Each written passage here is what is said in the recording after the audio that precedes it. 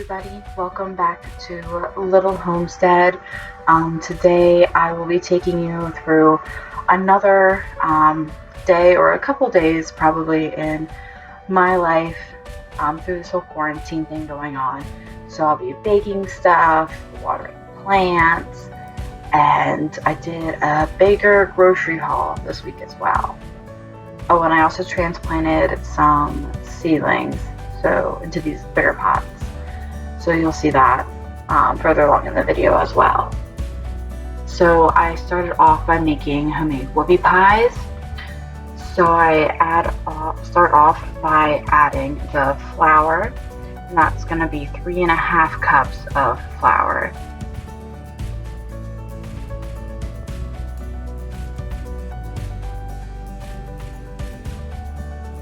And then I'm adding the sugar. That is going to be 2 cups of granulated sugar, the cocoa powder, and the salt. The cocoa powder is 1 cup, and it's 2 teaspoons of salt. I'm just going to mix those dry ingredients together and then add the crisco. And that is going to be 1 cup of crisco. You can also use butter, but my family typically ends up using the crisco. And then I do the milk, and that is 1 cup of sour milk. You just add a little bit of vinegar to the milk and let it sit till it becomes sour, so to speak. And then I mix that, scrape it down, mix again.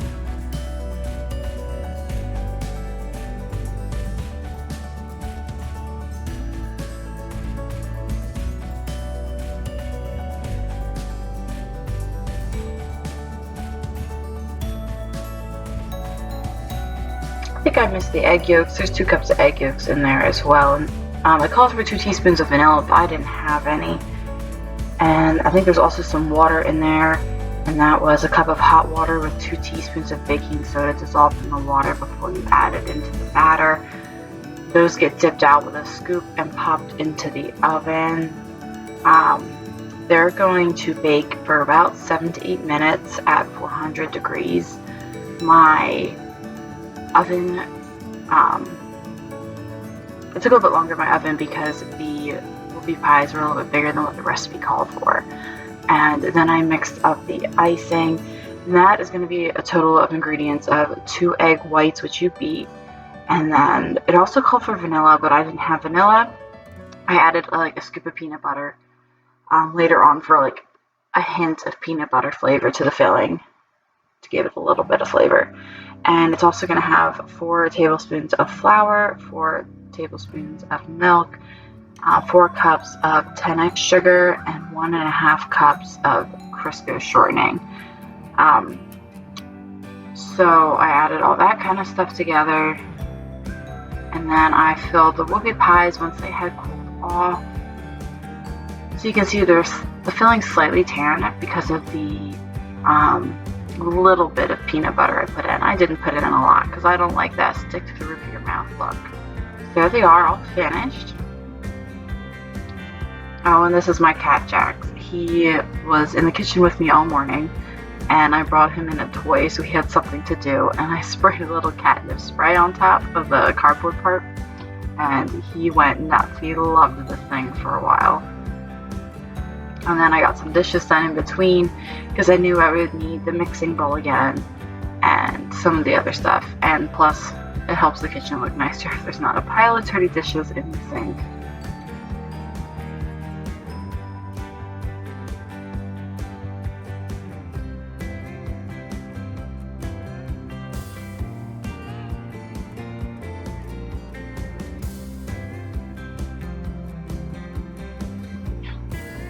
Okay, and then I was also making my jalapeno cheese bread that day, and the other video I posted with the homemade bread, it's the same bread dough as that. I just doubled it because I didn't like how small the loaf was before in the previous video. I like a hefty loaf, that way you can actually make slices for like a sandwich. So I doubled the recipe for this, and then I added a bag of cheddar cheese that was shredded. And then I pickle and can my own jalapenos that I grow in my garden. So I added a can of these, and then I decided that wasn't quite enough jalapenos. So I grabbed another can then, you'll see soon, and I dumped that in as well, and I'm so glad I did, because one can of jalapenos just wouldn't have been enough. So I put it on a baking sheet with flour, and I didn't have a bench scraper at home, which is what bakers typically use to hold ingredients together, but I had a pizza cutter that pretty much does the same thing. So I just kept cutting it, rolling it over the dough, incorporating the cheese and the jalapenos evenly through the bread.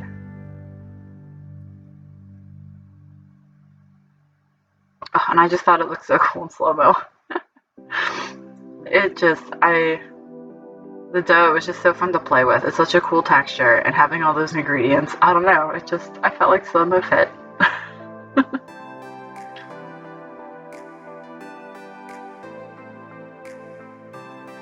And I'm really glad I did double the batch of bread dough in this loaf, because it was the size I wanted. It was even a little bit on the big side, which I was really happy with. So this is what it looked like after the second proof before it went in the oven. That's what it looked like after. And on the scene in the movie Ratatouille, they say, how you tell a good bread is the sound of the crust. And that crust just sounds wonderful. And I also made a double batch of granola bars this day as well. We were craving those. Guys, so I did a grocery haul after work today again.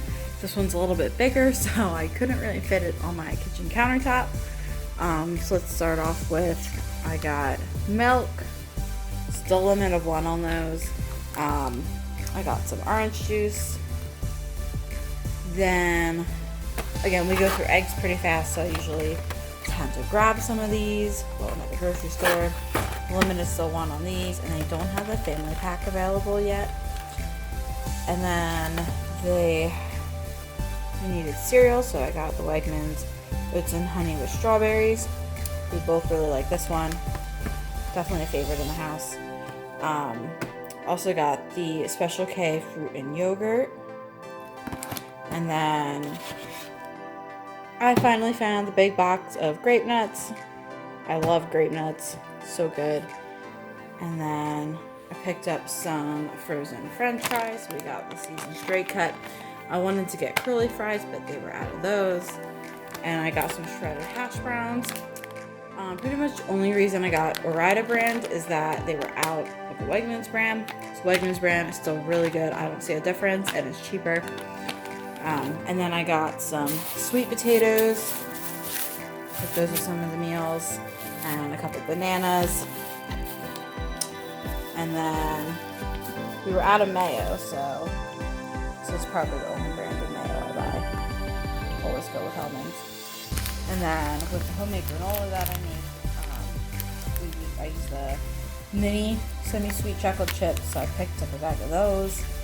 I just emptied out a full bag of flour, but I've been making a lot of homemade bread and fresh pizza, and that uses a lot of flour. And then I got 10x sugar. I realized I was almost out, and I finished up the rest of the recipe recently. And then I picked up some cooking spray, almost out of this. And then my husband likes hot fries, so I picked up 2 bags of hot fries and the Reese's sticks. We were looking for the Butterfinger crisps, but I couldn't find those, so these were the next best thing. And then got some white cheddar popcorn because it's amazing. And then some honey mustard and onion pretzels. That was an impulse buy. Love those things. So good. I haven't had them in forever. And then I got some dish soap. I like the non-fragrance one, but they didn't have it, so I took the green apple scent because we're almost out. We need that pretty bad. And I also picked up some foil. We do a lot of grilling, and we use a lot of foil with that. And then we needed some cat food, so I got some Hairball formula cat food for the cat. And I did not want to heave that heavy litter box up here, but that is not pictured, but I did get some of that. And then pepperoni. We use pepperoni a lot. So, and I think I'm going to be making stromboli. So one of those will go into that.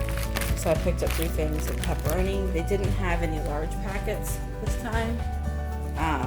That's okay. And then I got ground pork. I will probably be basically pulling a sausage and putting some of it inside the stromboli, not all.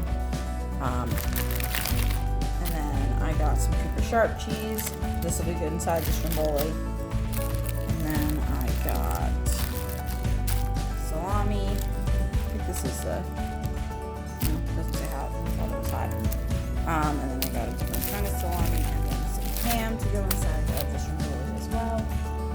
Then I got some Ritz crackers. Thought we'd try the bacon flavor. See how that is. Then I was out of butter, so I picked up the limit of that, which is 2. Along with baking, I use that a lot.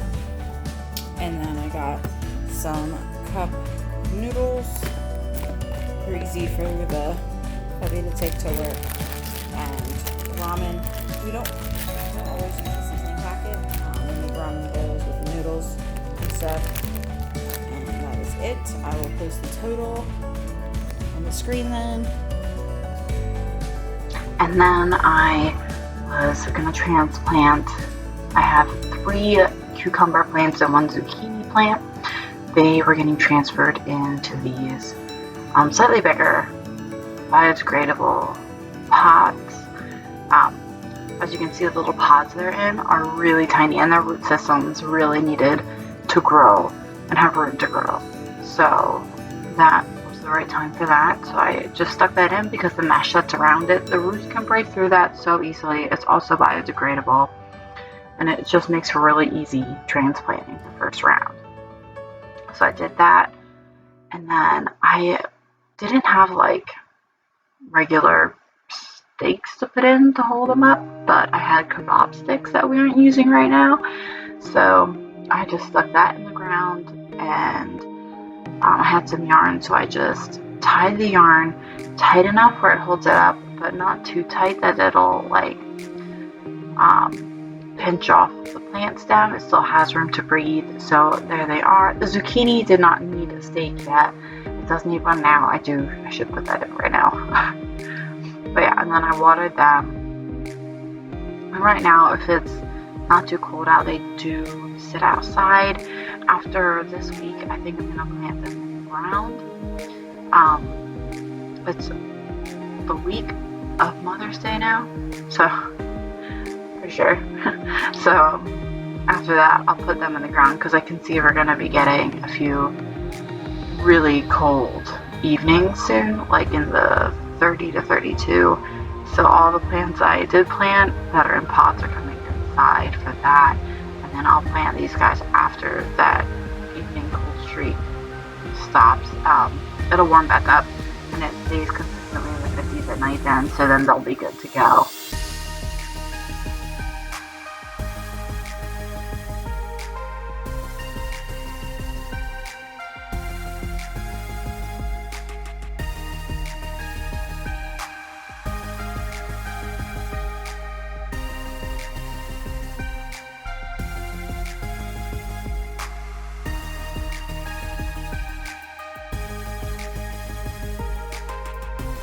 I'm so proud of these little plants. I grew them from seeds this year, and the cucumber and zucchini did really good. A couple of my other plants that sprouted didn't survive. They weren't strong enough. And I had 2 little extra cucumber seedlings that were attached to the bigger ones because I had put more than 1 seed in the spot. They sprouted, and I saved those and gave them to my friend for her garden. I got some aloe plants and a rosemary plant. And again, I'm waiting to plant the rosemary and any herbs that I picked up from the gardening center until it's warmer. Oh, and there's Jack keeping me company. He's so cute. He found a sunny spot to sunbathe in. He follows me around the house basically all day, every day. Wherever I go, he's right next to me. These are the other seedlings. Some of the flower ones on the far left is not continue to grow right. They're more of a wildflower, but I think I'm going to try more zinnias. We'll see, but the tomato plant seedlings are going good. And then I decided to water all my house plants. They needed a good soaking because they were pretty dry. And I think this round I put some plant food. Oh yeah, it's in the background. I mixed in a little plant food with it because it's getting warmer out. And I'm like, well, I should start now. So I did that. That is my big philodendron that I got from Wegmans. Actually, all these plants I got from Wegmans. Who am I kidding? I walk in there and I'm just like, yeah, it's coming home with me. I can't help it. They're so pretty. And pothos do really well for me. And this little plant, I love this little plant. I didn't know how I would do with it because it was my first time with this particular greenery plant, and it prefers more shade. So I didn't have to put it near a window, which is really nice. It can just get a little bit of light. It doesn't hurt it at all. Well, there it is. Exotic angel. I know. I can't read that right now. It's too small. And here's Jax playing with this thing again. He loves this thing.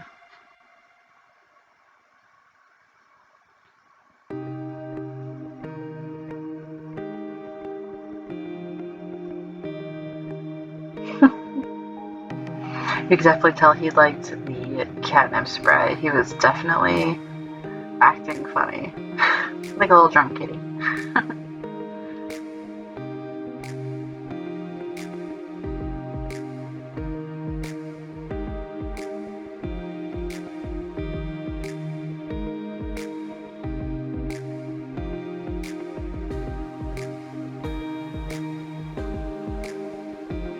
Well, thank you guys so much for watching. Please subscribe below. He says goodbye.